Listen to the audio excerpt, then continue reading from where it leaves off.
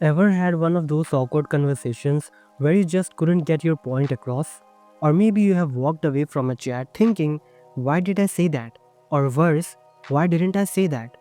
Well, what if you could not only hold your ground but guide the conversation exactly where you want it to go? Today, I'll take you through 5 psychological hacks to control any conversation, using the story of two ordinary people, James and Olivia, both from UK. One is a school teacher from Manchester, the other a corporate manager from London. Their journey will reveal how subtle psychological tricks can help anyone become a master of communication without being manipulative. So let's begin. James Parker, a 31-year-old English teacher in Manchester, always had one issue: he hated confrontation, whether it was with rowdy students or in awkward meetings with the head teacher. He'd often stumble through conversations, talking too much and giving away too much. That was until one rainy Wednesday afternoon during a parent-teacher conference. A particularly agitated parent, Mrs. Bennet, was upset over her son being reprimanded in class. She stormed into the room, full of accusations and blame. James opened his mouth to defend himself but paused. He remembered something he'd recently read in a book about negotiation. The person who talks least controls the conversations the most. So instead of jumping into defense mode, he nodded and stayed silent.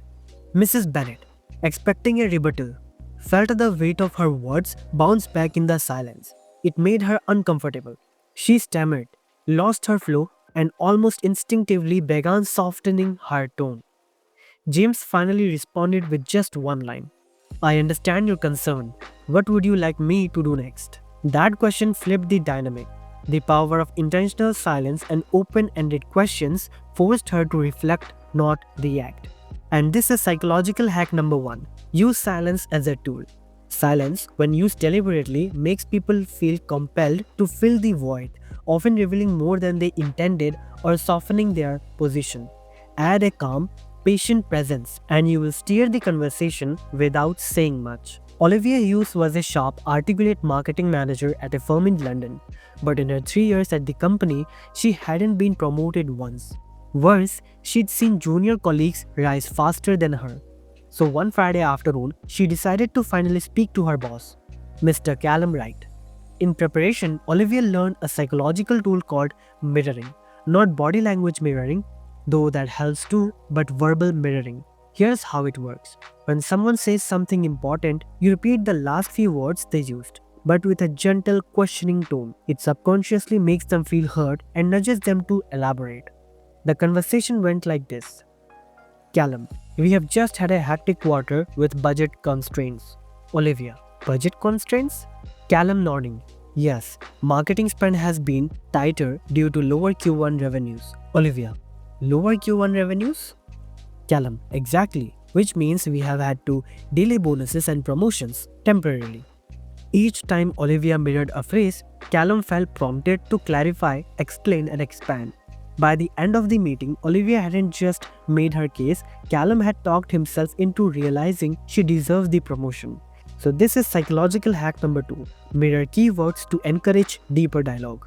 This simple trick builds a rapport and gets people to share more, helping you uncover real motivations, problems, or solutions without sounding pushy. Back in Manchester, James found himself struggling again, but this time at a community book club he had just joined. A debate erupted over a controversial novel and people started speaking over each other. James wanted to share his view but couldn't find the right moment. Then he remembered another psychological insight. People love hearing their own name. It triggers attention and trust. So the next time Sarah, the group organizer, paused, James said, Sarah, I loved your point about the protagonist being unreliable. Do you think he was self-aware or just manipulative? Just like that, the room shifted.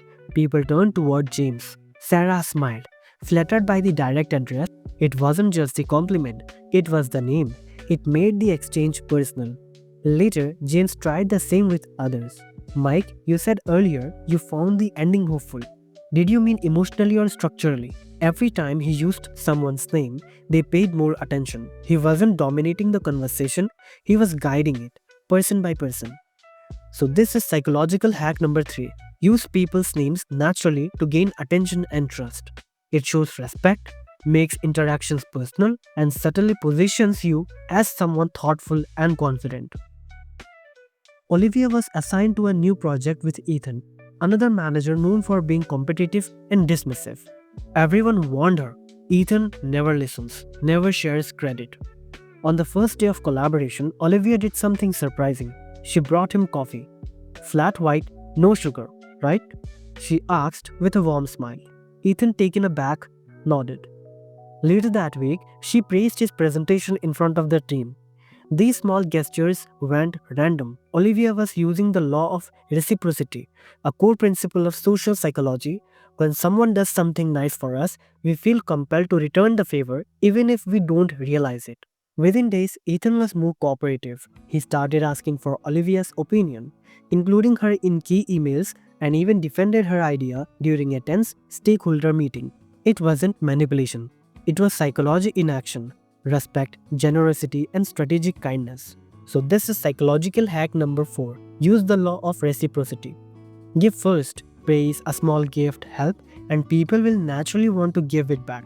It's not about bribery, it's about building goodwill and influence that last. During the school year, James was put in charge of organizing a local student event, but he faced a roadblock: funding. When he went to the school board to ask for support, he knew a direct request might get rejected.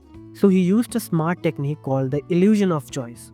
Instead of saying, "Can I get £500 for the event?" he asked, "Would it be easier for the school to sponsor half the cost now, or approve the full amount next month?" This subtle shift changed everything. He wasn't just asking for money, he was giving them control.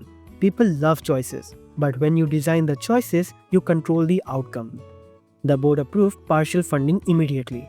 Later, James used the same techniques on his students.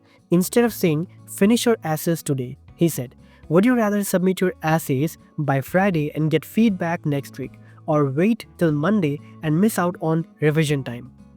Most students choose the earlier option not because they were forced, but because they chose it. So this is psychological hack number 5. Offer choices to guide decisions. When you present 2 or 3 well-formed options, you create the illusion of freedom while subtly steering people toward your desired outcome. Months later, James and Olivia caught up at a friend's wedding in Brighton. They laughed over their stories. James with his book club and school board victories, Olivia with her promotion and unlikely friendship with Ethan. Neither of them had become master manipulators. In fact, quite the opposite. They had simply learned how to listen better, speak smarter, and influence with intention. What started as simple psychological tricks turned into tools for confidence, empathy, and clarity. Controlling a conversation isn't about dominating it, it's about guiding it with respect, understanding, and strategic thinking. So these are the 5 psychological hacks. So here's the recap. Number 1, silence is power. Use pauses to let others speak and reveal more. Number 2, mirror phrases. Reflect back words to deepen conversations. Number 3, name usage. Say names to build rapport and hold attention. Number 4, reciprocity rule. Do small favors to earn trust and cooperation. Number 5, offer choices. Frame questions with options to lead the outcome. Master this and you will never walk away from a conversation feeling powerless again.